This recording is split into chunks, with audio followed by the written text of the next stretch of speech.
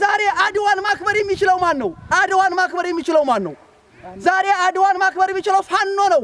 ዛሬ በብልጽግና ስር በአብይ አህመድ ባርነት ስር ያለ አድዋን ማክበር አይችልም።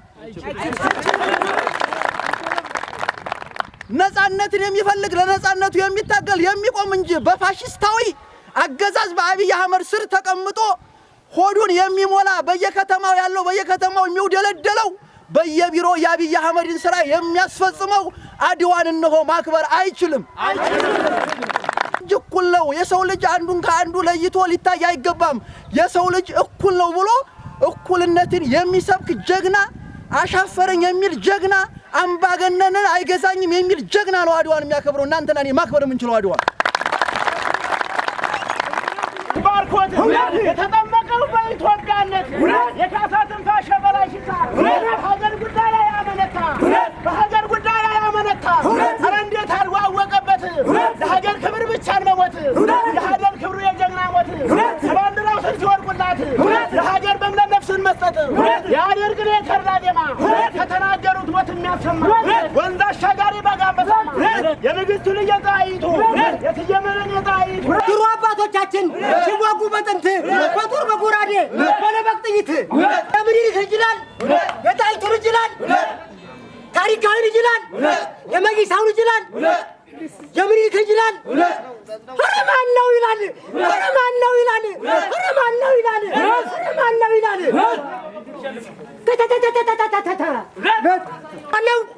ኧረ ማን ነው? ኢትዮጵያ ሀገሬ ሞኝ ነሽ ተላላ የሞተልሽ ቀርቶ የገደለሽ በላ። ኧረ ማን ነው? ኧረ ማን ነው? ኧረ ማን ነው? የት ያለው ጀግና?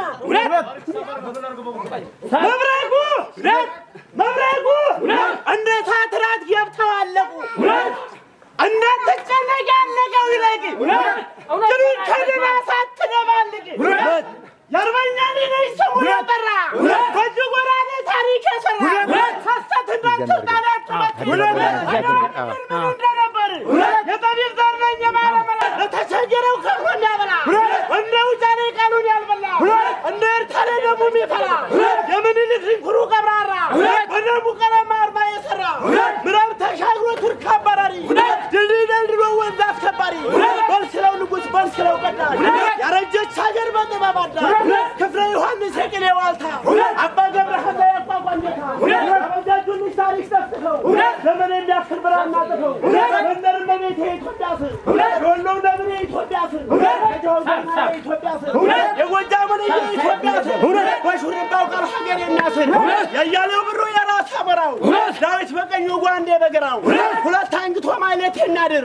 አንዱን ለሰማይ አንዱን ለምድር ሲያሻው በጥይት ሲያሻው በጸሎት ማርኮት ይሄዳል ጠላትን ጥሎት ጀግናው ጎንደር ያሞተ ኮሶ ጀግናው ወሎ ያሞተ ኮሶ የጎጃሙ ልጅ ያሞተ ኮሶ የጎንደሩ ልጅ ያሞተ ኮሶ ወጣው ይጥላል እንኳን ተኩሶ ልክ እንደ ጥንቱ ልክ እንደ አባቱ ታሪክ ሞልቶበት ዛሬ በቤት ነው መጣበት ሲባል ይባክን ነበር የቴዎድሮስ ልጅ አንበሳው ድንገት በሀገር ጉዳይ ያሸማገድ ዘራፍ ወገኔ ዘራፍ ተሰብሰበኝ ብሎ ሲጠራ ወገን እያለቀ ወገራ ዳባት ጎንደር ሲቆጣ የአርማጮ ጭቃ መትረየሱ የበረታው ልጅ ሀሩር ቅስምቱ ሻግ በገዳይ በመትረየሱ አስፈሪው ዳባይ ገደል ገድማሩ በለው በለው ሲል ፍቅር ፎክሮ በየዳ መጣ ከኋላ ዙሮ ከዚያም ከማዶ ኋላ ይመተማ አቦ ሸማኔ ድምጡ ሲያሰማ ዘራፎን እንጂ ዘራፍ አማራ ተሰብሰበኝ ብሎ ሲጣራ ፋኖ ተመታ እንደ ቡርጠት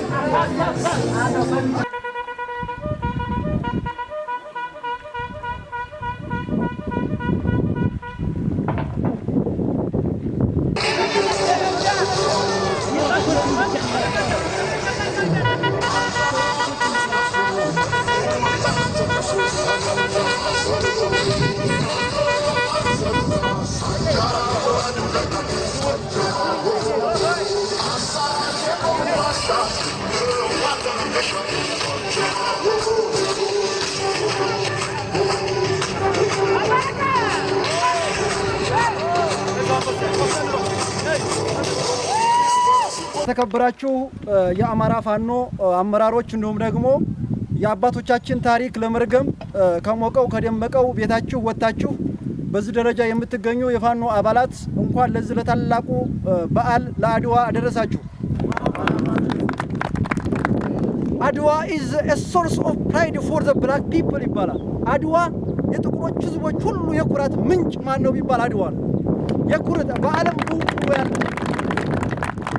በዓለም ሁሉ ያላለ ለጥቁር ህዝብ በሙሉ የኩራት ምንጭ ነው አድዋ ማለት ነው።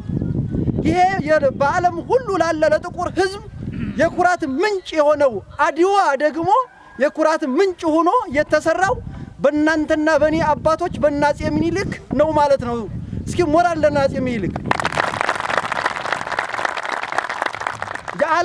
የዓለም ተመራማሪዎች የታሪክ ተመራማሪዎች የዓለምን ገጽታ የቀየሩ 3 ነገሮች አሉ ይላሉ። የዓለምን ገጽታ የቀየሩ የዓለም ላይ የሚታይን ነገር በሚገርም ሁኔታ የቀየሩ 3 ነገሮች አሉ ይላሉ። የመጀመሪያው ምንድነው? ዘ ዲስከቨሪ ኦፍ ፋየር ይላሉ። የእሳት ግኝት። እሳት መጀመሪያ አልነበረም። የሰው ልጅ እሳት አይጠቀም ነበር። ለመጀመሪያ ጊዜ እሳት መገኘቱ ዓለም ላይ ያለን የዓለም ገጽታ ቀይሯል ይላሉ የዓለም ምሁራን። ሁለተኛው ደግሞ የዓለም ገጽታንና የዓለምን ነባራዊ ሁኔታ የቀየረ ደግሞ የቴክኖሎጂ ግኝት ነው ማለት ነው። ይሄ የምናየው ቆርቆሮ ቤት በሙሉ መኪናው፣ ሞባይሉ በሙሉ ይሄ የቴክኖሎጂ ግኝት ነው ማለት ነው። ዓለምን በአንድ ጊዜ የቀየረው ማለት ነው። ሶስተኛው ደግሞ የዓለምን ገጽ የቀየረው ሶስተኛው ዘ ባትል ኦፍ አድዋ ነው ማለት ነው።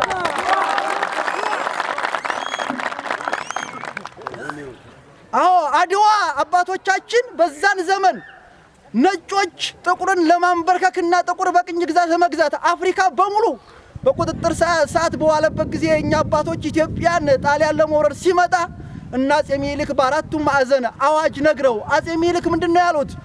እነሆ የሀገሬ ሕዝብ ሆይ ከዚህ በፊት በድያለሁ ብዬ አላስብም። በድየህም ከሆነ ይቅርታ። አሁን ላይ ግን ሀገርህን የሚደፍር ጠላት መጥቶብሃል። ሀገርህ መቀበሪያ ናት። ሀገርህ እናትህ ናት።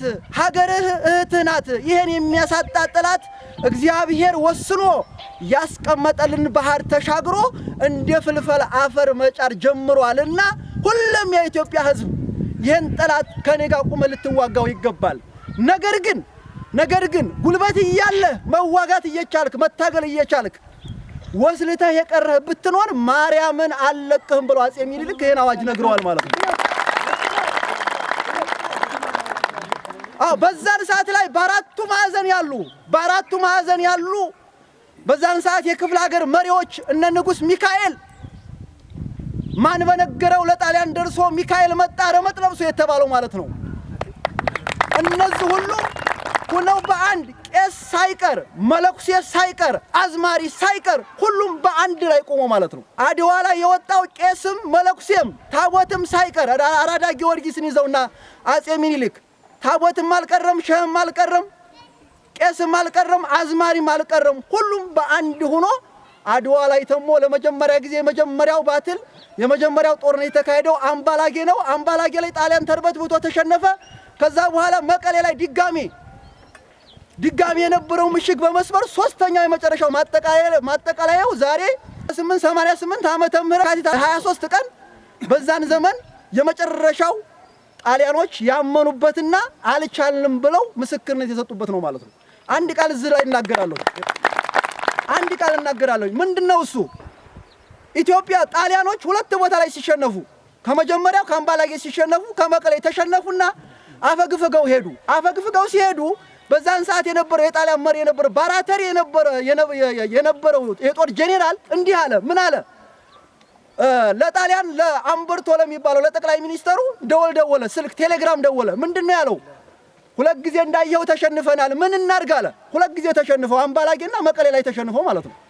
ምን እናድርግ ብሎ ሲል ይሄ ሽንፈት የመቀሌውና እንደውም ደግሞ የአምባላጌው ሽንፈት የኛ ሽንፈት ብቻ አይደለም ማለት የኛ ሽንፈት የጣሊያን ሽንፈት ብቻ አይደለም ማለት እኛ በዓለም ሁሉ መቀመጫ እናጣለን። እማይሆንላችሁ ነካክታችሁ ነጭን አዋረዳችሁ ብሎ ዓለም ላይ ያለ ነጭ ህዝብ በሙሉ እኛ ላይ ይዘምትብናል። ነጭ ተዋርዷል። ስለዚህ ያለውን ኃይል አሟጥና ለመጨረሻ ጊዜ ጦርነት ግጠም ብሎት ነው አድዋ ላይ የመጣው ሶስተኛ ጊዜ የመጣው ማለት ነው። ከዛ ባራተሪ ምንድነው ያለው ባራተሪ ይሄ ነገር አይሆንም አለ። አይ ይሆናል ግዴታ ነው ተብሎ ሲባል ምን እንዳለ ተቃላችሁ? ወደ ጦርነቱ ሲመጣ ሁላችሁም የምታውቁት ነገር አለ። የጣሊያን ጄኔራሎች ማለት እነ ዳቦር ሜዳ እና አሪሞንዲ የሚባሉት የጦር መሪዎች እንዲህ ሲል ተናገሩ። ምንድነው ያለው? ጦርነት የምንገጥመው እንግዳስ እምቢ ካላችሁ ጦርነትን ግዴታ መካሄድ ያለብን የምትሉ ከሆነ ጦርነት የምንገጥመው ሞትን ከናቁ ከኢትዮጵያ ጋር መሆኑን ወቁት ነው ያለው። ስለዚህ ዛሬ አድዋን ማክበር የሚችለው ማን ነው? አድዋን ማክበር የሚችለው ማን ነው? ዛሬ አድዋን ማክበር የሚችለው ፋኖ ነው።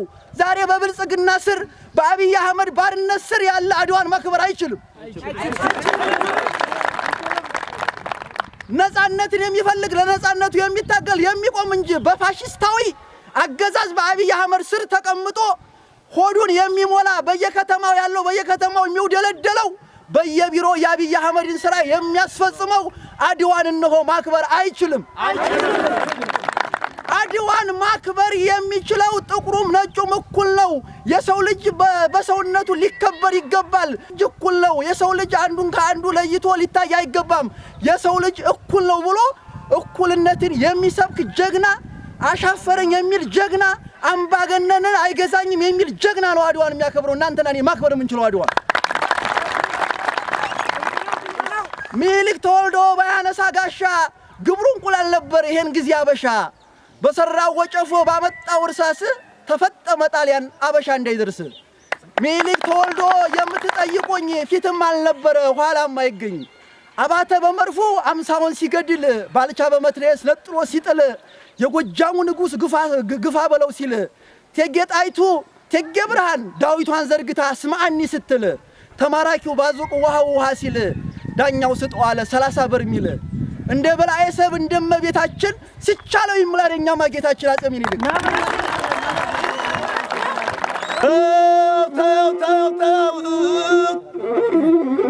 ያብይ ወዛደር ረነ ለቅምቅም ያብይ ተረኛ ነረነ ለቅምቅም ያገኘው የለም ወይ ቂጧዋሪያ ሲቅም አሰፋ መሰለ እባላለሁ። በዓል ክብረ በዓል እንኳን አደረሳችሁ እላለሁኝ። በዚሁ የመክፈቻ ንግግር ሳደርግ የምናገረው ምንድነው አባቶቻችን በፊት ሲሰሩት የነበረውን ታሪክ ለመድገም ባጥንትና በደማቸው ያቆዩታን ሀገር ወይም ደግሞ ከተት ወረይሉ ብሎ እነ ሚኒሊክ ነፃ ያወጧትን ኢትዮጵያ አሁንም ችግር ላይ ስለሆነች ይህንን ችግር ለመፍታት የመጀመሪያው ዳግም ክተት እኛ ማዘናል የአማራ ፋኖ ዳግም ክተት አዟን አሁንም እዚህ ላይ ፓርቲሲፔት ወይም መሳተፍ ያለበት አካል ከ18 ዓመት በላይ የሆነ ማንኛውም አማራ እንዲሁም ኢትዮጵያውያን ወዳድ በሙሉ በዚህ ክተት እንዲሳተፍና ይሄ ትግላችን ሰው ሆኖ በመኖር ብቻ በየትኛውም ኢትዮጵያ ሰርቶ ለመብላት እንዲችል ብቻ የምንታገለው ትግል እንጂ ሌላ ተልእኮ ያለን ሳይሆን አማራ እንድንኖር ስላልተፈቀደልን የሞት አዋጅ ስለታወጀብን ብቻ እየታገልን መሆኑን ሁሉም ኢትዮጵያዊ እንዲያውቅልንና በዚህ ትግል ላይ ብዙ ነገሮችን እየደገፋችሁ ከጎናችን የሆናችሁ አሁንም ድጋፋችሁ እንዳይለየን። ምክንያቱም የጠፋችውን ኢትዮጵያ ለማግኘት ፍለጋ ላይ ያለው በጫካ ውስጥ የሚገኘው የአማራ ፋኖ ብዙ ተጋድሎችን እያደረገ የምርኮኛው ብርሃኑ ጁላ ሰራዊትን እያንበረከከ እየታጠቀ ከጠላት ትጥቁን እያገኘ እየታገለ ይገኛል። እንደ ብርቱ ነበልባሉ የአማራ የቁርጥ ቀን ልጅ አሳረኛው ፋኖ ከዲሽቃ እስከ ሞርተር ከብሬን እስከ ስናይፐር ከክላሽ እስከ ቦምብ ታጥቆ ጫካ ውስጥ ወደ አንተ ለመምጣት ተዘጋጅቷል። ስለዚህ ሁሉም ክተትና የታወጀብንን የሞት አደጋ እንታደግ ነው። ዳግም የሚኒሊክን አዋጅ ተቀብለን ኢትዮጵያን ነፃ እናወጣለን። አማራ ያሸንፋን። አድዋ በዓል ባስመለከተ ይችንን ቀን ስላደረሰን እንኳን አደረሳችሁ እንኳን አደረሰን እላለሁ።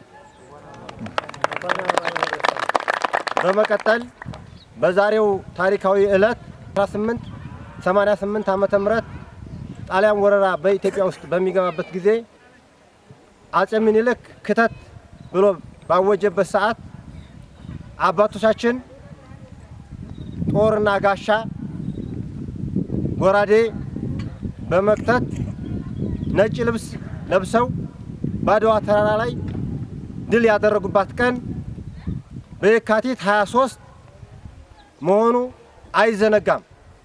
ስለዚህ እነዛ አባቶቻችን ኢትዮጵያን ሲያስረክቡን በፍርሃት ሳይሆን በወንድነት አንገታቸውን ለሰይፍ ግንባራቸውን ለጥይት ሰጥተው ንጹህ የሆነች ታሪካዊ የሆነች ከአፍሪካ ብቻ ሳይሆን በዓለም ላይ የተመዘገበች እንድትመዘገብም ያደረጓት በእነሱ ደምና አጥንት እስከሆነ ድረስ እኛም የእነሱን ፈለግ በመከተል ዛሬ ላይ በምስል የምታዩት በአጼ ምኒልክ የተመሰለ በተግባር እየሞትነ እየነደርነ የምንገኝ ወጣቶች ስለሆነ በዚህ አጋጣሚ ልንኮራ ልንደሰት የአማራ ህዝብ ብቻ ሳይሆን የኢትዮጵያ ህዝብ ደስ ሊለውና በተስፋ እንደሚጠብቀን እያመነ በዚህ ፕሮግራም ላይ ወይም በዚህ ቀጠና የምንገኝ ፋኖዎች ህልማችንን ስኬታማ ለማድረግ በንጹህ ልቦናና በንጹህ ታታሪነት ህዝባችንን ዝቅ ብለን ልናገለግለው ህዝባችንን ከዚህ መከራና ሰቆቃ ለደረሰባቸው መከራ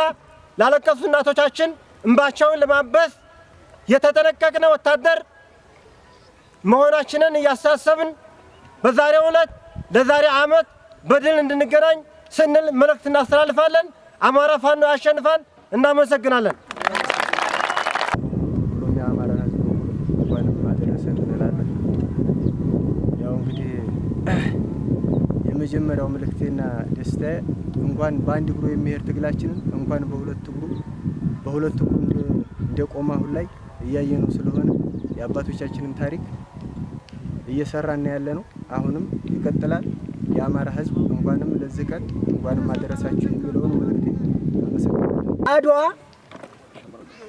ሰማዩ ወረቀት ሆኖ ውቅያኖስ ቀለም ሆኖ ተበጥብጦ ቢጻፍ የአድዋ ታሪክ አያልቅም። ጀግኖች አባቶቻችን በ1888 ዓመተ ምህረት አድዋ በዘመቱበት ሰዓት አጼ ምኒልክ አራዳ ቅዱስ ጊዮርጊስን ራስ ወሌ ብጡል አባጠጣው ወሌ የምናየው ፈረሱ አባጠጣው ነው የራስ ወሌ ፈረሳቸው ስማቸው። ፋኖ በማክበሩ ከልብ አመሰግናለሁ። አጼ ምኒልክ 10,000 ጦር እቴጌ ጣይቱ ብጡል 10,000 ጦር ራስ ከበደ 10,000 ጦር አካተው ወደ አድዋ ዘምተው 7 ደጃዝማች 10 ፊት አውራሪ የጠመቀውን የወሌ ፈረስ ጠጣው ብቻውን። ወሌ በብሎ ዘሎ ሲወጣ ይመስላል ክረምት ሐምሌ መጣ። ወሌ ወሌ ወሌ ቢሏችሁ የወረባቦ አይምሰላችሁ የሳቱ ቁራጭ የሳቱ አለሎ መርጦ አለላችሁ ተብሎ ተገጥሞላቸዋል። የጥቁር ህዝቦች መመኪያ የሆነችው ለአፍሪካ ቀርቶ ለዓለም የታወቀችው በጥንታዊ ኢትዮጵያ ጀግኖች አርበኞች ስለሆነ እነሱንም ነፍሳቸውን ይማር፣ እኛንም ለድል ያብቃን።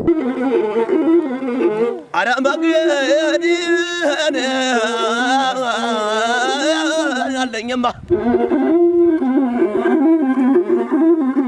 አሳረኛው ፋኖን አሳሪ ወረሰው አሳረኛው ፋኖን አሳሪ የወረሰው አርጎዙን ጠመንጃን ናፋሙዙን ያዘው ናለኝ